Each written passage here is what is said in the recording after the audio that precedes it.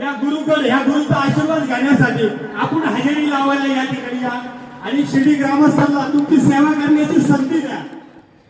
गुरुपौर्णिमा उत्सवाच्या निमित्तानं गेल्या अनेक वर्षांपासून बाबांच्या रथासमोर बाबांचा आशीर्वाद वर्षभर लाभावा या श्रद्धेतून राज्यभरातील नामवंत बँड पथके आपली हजेरी लावत कला सादर करत असतात।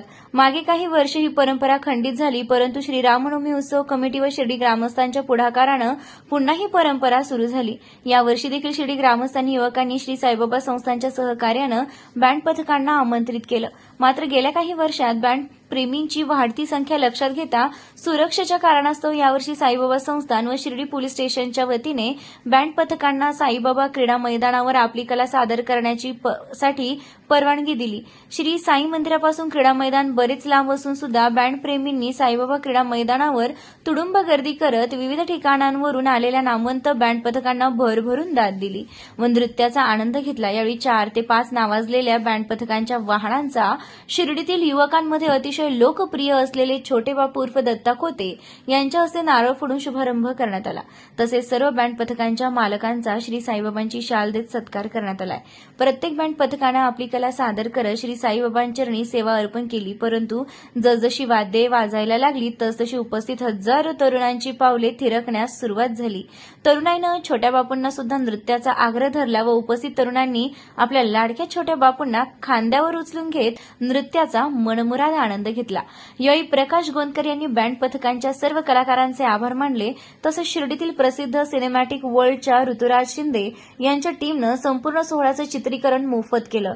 तर बँड पथकांमध्ये सर्वाधिक मागणी असलेला शिर्डीतील सचिन परिहार हा कलाकार सुद्धा यावेळी उपस्थित होता।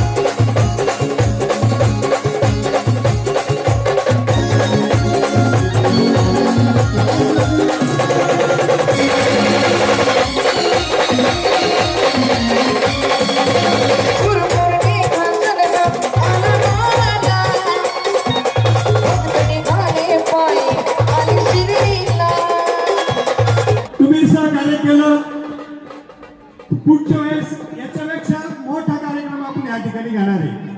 माझी सगळी बँडवाल्यांबरोबर चर्चा झाली, दरवर्षी सर्व बँड शिर्डीत बोलवायचे महाराष्ट्रात मैदानावर घ्यायचं आपल्याला। सगळे तुमच्या खर्चाने बँड यापर्यंत घेऊन आलेले 300-400 किलोमीटर अंतरावरून शिर्डीत आलेले आहे। 1 रुपया शिर्डी ग्रामस्थांकडून त्यांनी घेतलेला नाही। सगळ्यांनी टाळ्या वाजायच्या त्यांच्यासाठी. आपण एकामेकांच्या स्पर्धेसाठी इथं आलेलो नाही, या बाबांच्या पावन नगरीमध्ये या ठिकाणी आलेलो आहे. आणि शिर्डी ग्रामस्थांच्या वतीने तुम्हाला एवढीच विनंती केली जाईल, दरवर्षी या गुरुकडे ह्या गुरुचा आशीर्वाद घेण्यासाठी आपण हजेरी लावायला या ठिकाणी या आणि शिर्डी ग्रामस्थांना तुमची सेवा करण्याची संधी द्या. इथून पुढं तुम्ही या ठिकाणी आले, कोणची अडचण राहणार नाही, काही नाही. तुमची राहण्याची साईबाबा संस्थांच्या वतीने व्यवस्था केली जाईल, जेवणाची पण व्यवस्था केली जाईल, तुमची राहण्याची पण व्यवस्था केली जाईल. पण दरवर्षीप्रमाणे याच बाबांच्या नगरीमध्ये याच मैदानावर आपल्याला हजेरी लावायला यायचं आहे. धन्यवाद.